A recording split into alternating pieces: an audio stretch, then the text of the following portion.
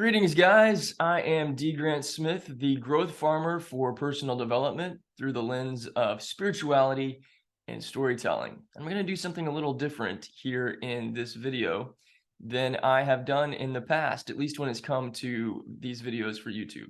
So a lot of what I do here on this channel is sharing with you some keys and insights and words of wisdom and pieces of encouragement for your personal growth, your personal development, in particular for areas of relationships and spirituality.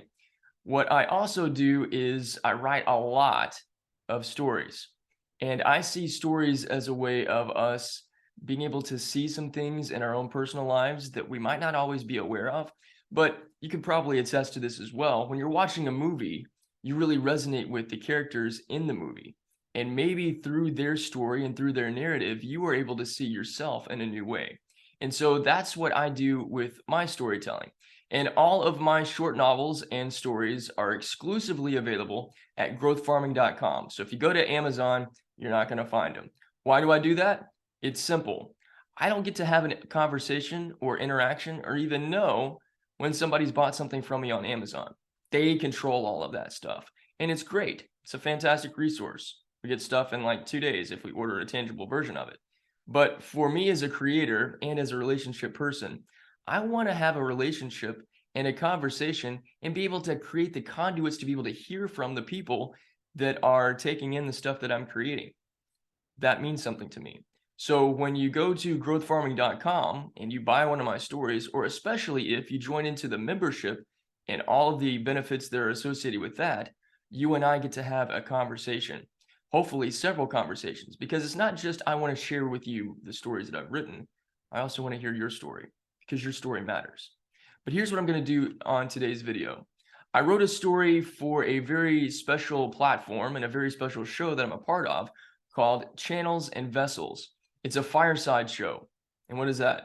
Well, Fireside's an app that is video, and I'm joined every single Saturday, usually at 6 p.m. Central Time, by three of my close friends: Rodney Williams, one of the most brilliant and amazing poets I've ever heard in my entire life; Anthony Thomas, who's actually going to be providing, actually he has provided the music that you're going to hear in just a few moments for the kind of soundtrack music bed for the story I'm going to be reading for you guys today.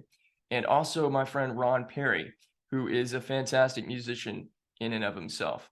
But we do this show where it's four guys talking about life, talking about love, and talking about what it means to be a guy in today's world, but not from a place of bravado or a place of like us one-upping each other or us being a bunch of yes men just going, yeah, bro, yeah, dude, right on, yeah, yeah. We don't do that stuff.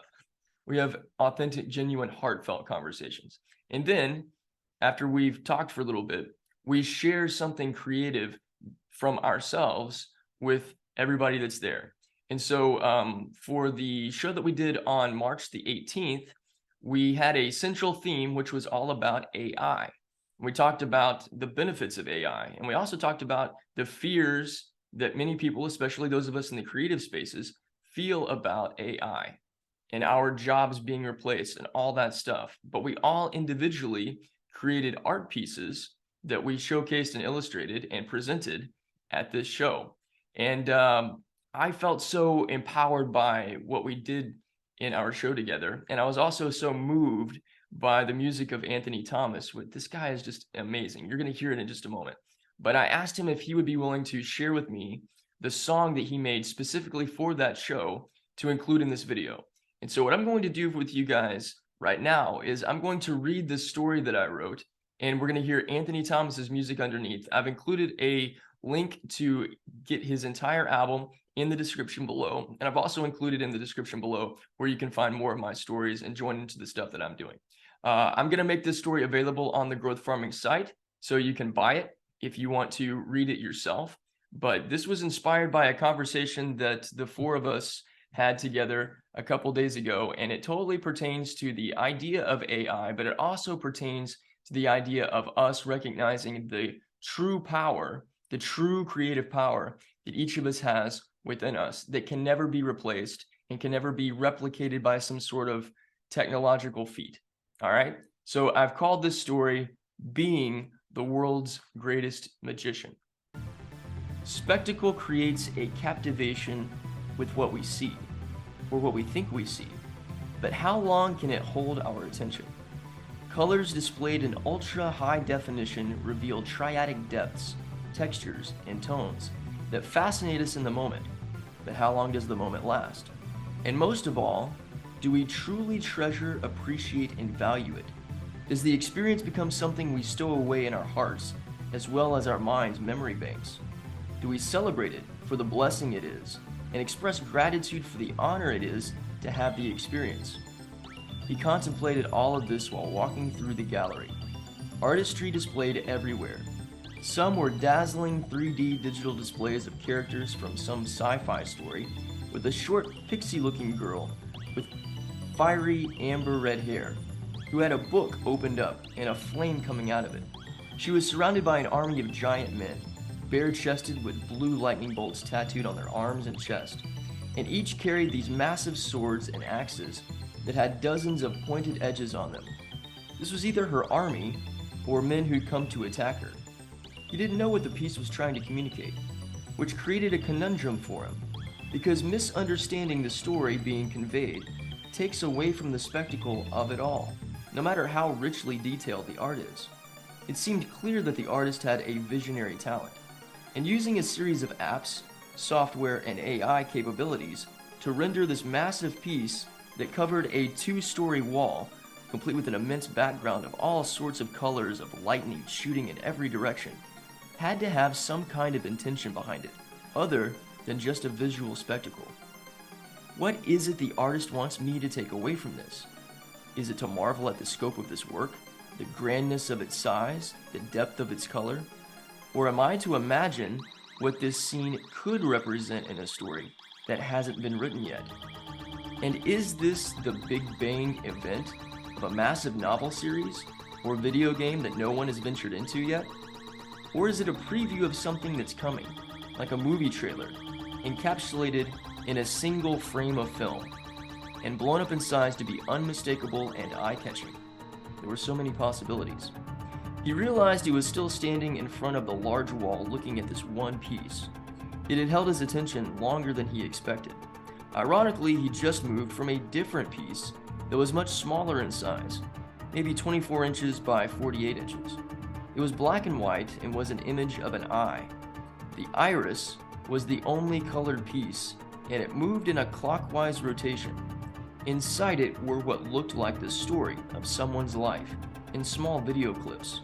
The joy of birth, learning to walk, going to school, being bullied, a date at the movies, a hard breakup, sitting alone and feeling depressed, graduating college, getting married, starting a career, having a baby, working, fearing finances, struggling with relationships, fights and arguments, coping with substances, getting old, sitting with grandchildren and looking back at life. Then the eye disappears and a caption comes onto the art piece with a simple quotation: "Is this all that life is?" He watched the visual video graphic rotate through the story in the eye 10 to 15 times, and then go to the question. And every time he said to himself, "No, life is so much more." He kept hoping the video playing inside the iris would change and tell a story of how beautiful life really is, even despite the pain and heartbreak in it. The story of living in freedom, not having to adhere to the dictates of society and cultural norms. The joy in finding yourself and understanding true peace, and detaching from old belief systems and ways of life that keep people enslaved to a broken system and matrix of death. But the video only replayed the same sequence again and again. All this art, all this creativity, all these opportunities to tell a story that could convey hope, life, and love. It felt like the spectacle of it all was missing the key ingredient to make it everything that it could be: heart. It's the only thing that technology and machines don't have.